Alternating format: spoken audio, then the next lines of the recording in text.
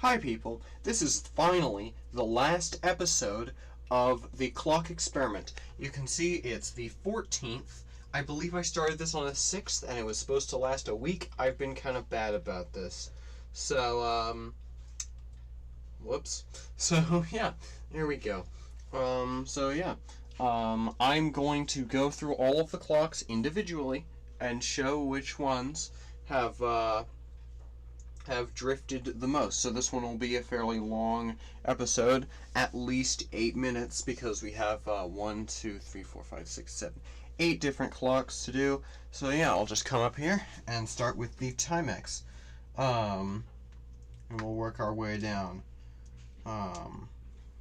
So you can see we have about 30 seconds ish. So yeah, I finished repairing my Hitachi portable VCR that goes to this tuner unit earlier today, so I'm excited to use that. And I'm getting a Panasonic PV-6000 soon as well, which I'm very excited about in a few days.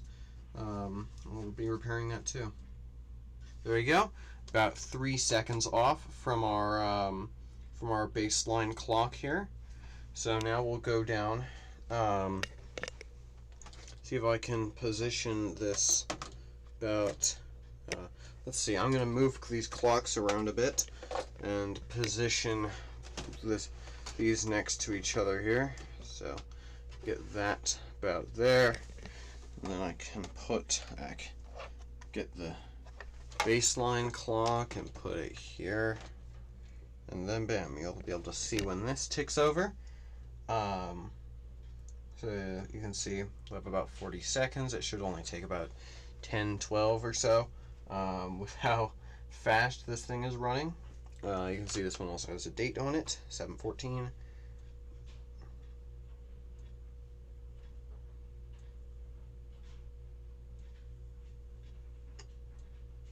Really? What the heck is this?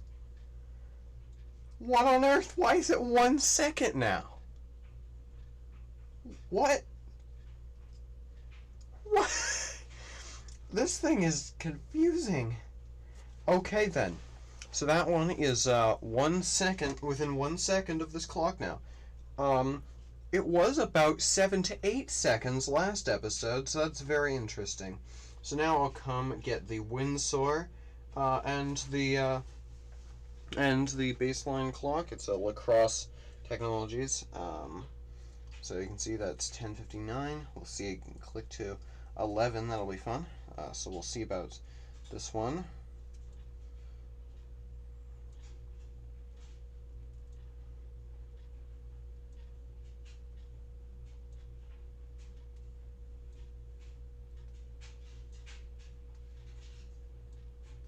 What on earth?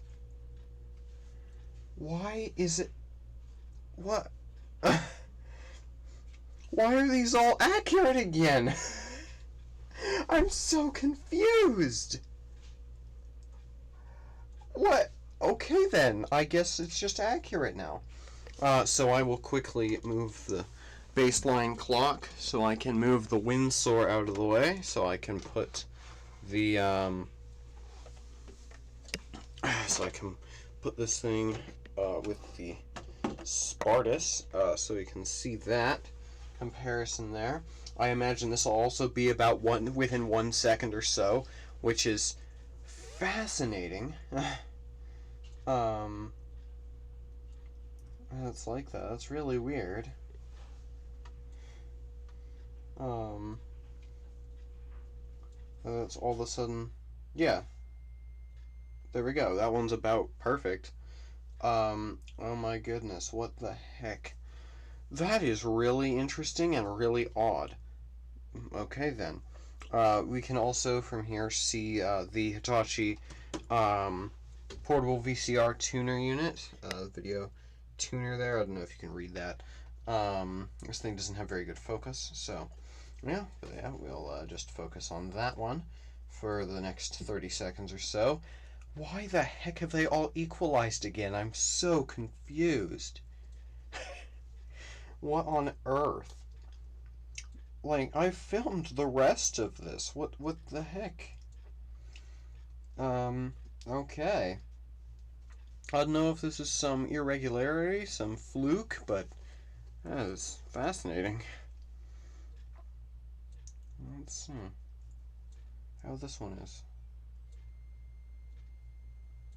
Oh, that one's still slow.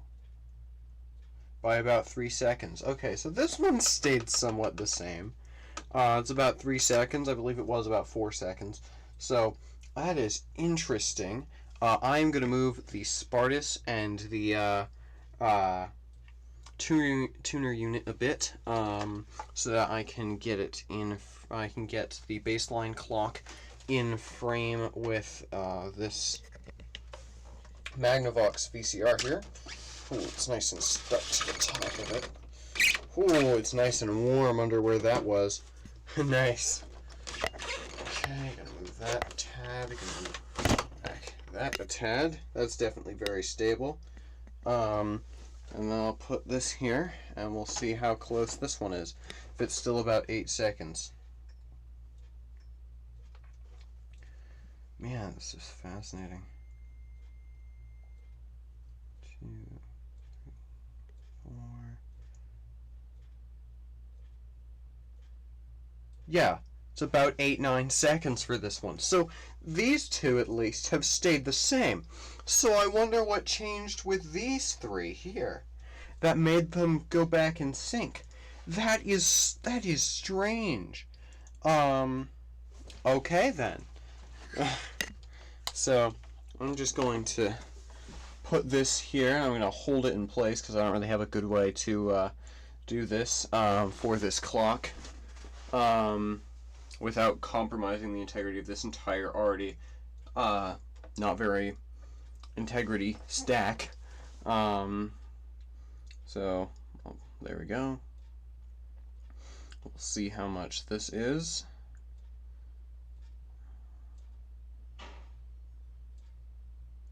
Yeah, that one's about perfect as well. So all the ones that were about 8 seconds off have completely switched and are now fine again. That is really interesting, and I don't know why that happened. That's very confusing. Okay, last one. Here we go. This is the Toshiba VCR. Man, what on earth? This is the weirdest thing. Some of them have even stayed the same, too, which is odd. Okay. Yeah, I'm excited to have all my VCRs and all my alarm clocks back. I've been actually wanting to use them, but I haven't had them. I've had them for this experiment, and this is also my stream room, so it's been preventing me from doing streams too. So once I'm gonna do a Bionic Commando stream once this is done. Okay, so this will probably be in sync too. Yeah, just barely a little bit fast. So what on earth? So most of these have resettled back to the baseline clock right as I finish this series. What on earth? What is the I haven't messed with any of these. I'm so confused. Well, there you go. All the clocks deciding to act weird in the final episode. Now, we're going to have a little bit of fun with this. I'm going to finally reach down here and turn them off. Remember this whole rat's nest from the first episode? Yep, still going, untouched. Even the ancient VCR power cord is still here, as the ancient VCR is still there, along with a couple old floppy drives on top of it. So, yeah. Make sure none of these cables have gotten warm or anything for whatever reason. And yeah, nope. Everything is still perfect. Which is good. Nothing's gotten warm. So cool. Haven't been overdoing this with this much plugged in. This is completely booked in terms of outlet space. Here's 6. And then here is, here's 5, and then here's 3. So, yeah, man. So I'm going to recenter all these, and then we're going to see which ones last the longest with no power.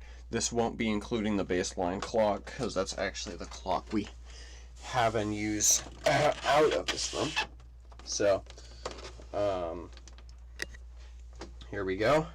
So this one lasts quite a while. I'm just gonna flick the switch quick. Oh, whoops. I didn't even mean to do that. But Zenith has survived, Toshiba has survived, Magnavox has survived, Hitachi Tuner Unit has survived, and then all of these have started flashing, except the Spartus, which kept holding on. So, now I'll do it for a little bit longer. There we go. And now the Zenith is flashing. The Spartus is flashing. But the Hitachi Tuner Unit, the Magnavox, and the Toshiba are all doing fine, but the rest are all flashing. So now I'll do it for even longer here. Okay, there we go. And now our Hitachi Tuner Unit is flashing, but the Toshiba and the Magnavox are still hanging on. So now I'll just hold the camera here and see which one of them wins after I do it for even longer than last time.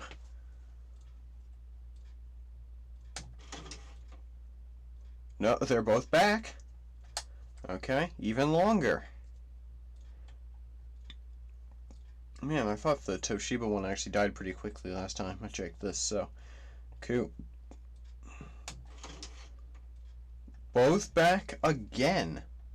Okay, I'm just gonna leave it off for about 30 seconds until the baseline clock says 11:09, and then I'll turn them back on and see which one's the winner.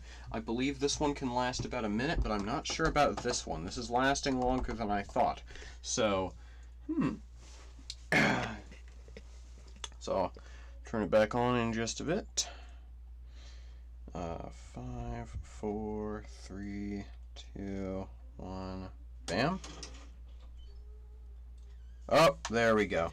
So, Toshiba VCR is now flashing, but the Magnavox is still holding on after half a minute. That is incredible time retention. I don't know why it would ever need this. All the other VCRs don't have it. Even the alarm clocks, which probably the timer has a more important function, erased almost immediately. The Spartus only being able to go for a few seconds. But this one it's just hanging out. It's a bit, it's not counting the time, it seems, while it's off, considering, this is 11:09, that's still 11:08, this is almost 11:10. We'll see if it flips over here. Let's see. Nope, still 11:08. Okay, so I am going to turn this off for a full minute and see if this one survives. Oh, now it's 11:09. So yeah, so right there, 14 seconds. We will 11:14. We'll turn this back on, and then we'll see if this Magnavox VCR survives it. So yeah, man, that's incredible time retention for some reason. I don't know why. Yeah, man, love this thing. It has worked constantly for me. Never failed me. So yeah, man. I'm really happy that none of these ancient power supplies gave out for being plugged in for over a week, especially with this tuner unit, which gets quite hot. So yeah, man, very happy with this. Everything is quite warm. So yeah. Okay. 5, 4. I guess we're doing at 14. So there we go, and there we go. That one didn't last quite a minute. I'm not sure how long it would last, but not a minute. So yeah, there we go. We're back to this is quite the deja vu, isn't it? We're back to we're back to where we were in the first episode. So yeah, thank you. I might do a 8th episode opening some of these, see if these are identical, seeing what comparison between these and these this is, opening some of the VCRs up to compare their clocks. Mainly I'm going to be opening this up because I think there might be a lost e-clip in there, so but yeah, so thank you guys for watching. This one was nice and long because I went way in depth with it. So yeah, thanks for watching the clock experiment series. It's basically done now. I will be doing a Bionic Commando NES live stream in a couple days, perhaps. I'll see if I can live stream me working on that Panasonic VCR I'm going to be getting. Yeah, I gotta go to bed. Thank you guys for watching, and I am out.